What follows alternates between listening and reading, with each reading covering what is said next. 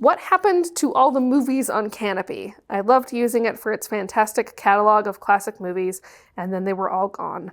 There's only a small handful of titles now. Yep, that is exactly what happened.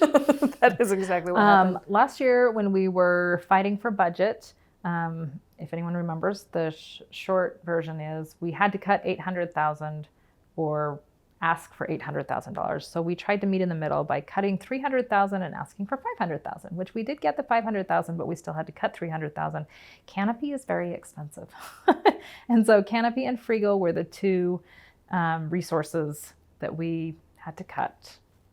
And it was painful. It was painful. The thing that we were able to do is save some of Kanopy. So as they were saying, before we were subscribing to the entire catalog that Kanopy has available, and we couldn't afford it anymore. And so we pulled back and picked, I want to say it's like two of their smaller collections. And we tried to find the ones that had the most general appeal. And we subscribed to those. The good thing about doing it that way is that if we can find more money, it's going to be easier to put that back instead of like starting up a whole new subscription. So keeping the little collection allows for people to keep using it, even though it is diminished in variety for sure. But there is the hope that we'll continue to find ways to fund things. We'll find more money for resources like that, and over the next few years be able to put some of that back. And so sad. I know.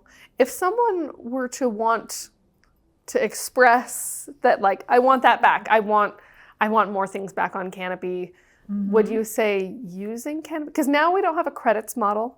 It's true. Right? Which is one reason why it's expensive before. Thank you for bringing up a complicated thing that we now have to talk about. But the credits, like we would... One question, one answer. The answer is just 5 minutes like with long. a book, like you buy the book and then people can check it out, and that's great. And a lot of our resources are like that as well. But with Kanopy, it was every time someone checked out a movie, which is why we would limit the number of credits that you got every month. Like you can only check out so many. But whenever you would check that out, then we would be charged around like $2.50 to $4. And so... we never knew exactly how much it was going to cost, but there were limits to it, so it was okay. Anyways, with this new model, we just paid for these collections and people can use them as much as they want.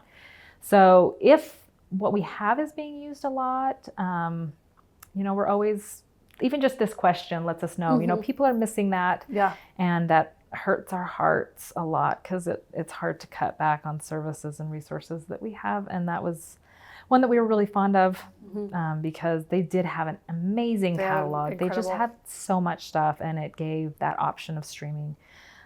We do still have DVDs in the library. It's not as awesome. Yeah, I agree with that. But for now, that's what we have available. We did not cut it off entirely because we do really hope to be able to bring back the full catalog at some point. Which that was absolutely on the table. It was actually, I was literally preparing to email people and say, we anticipate we're going to run out of money in December, and then it's gone. And then, so hopefully keeping it around a little bit is better than losing it completely. Yeah. And probably the best way for us to want to bring it back more is to keep using it, tell people about it, make them use it. If our usage goes up, then it's like, oh, that's a place that's worth diverting money from somewhere else to that resource. So there you go. It's a money thing. Money thing. It's a money thing. Always is. But keep using Kanopy. Sorry, it's not quite as good as it used to be.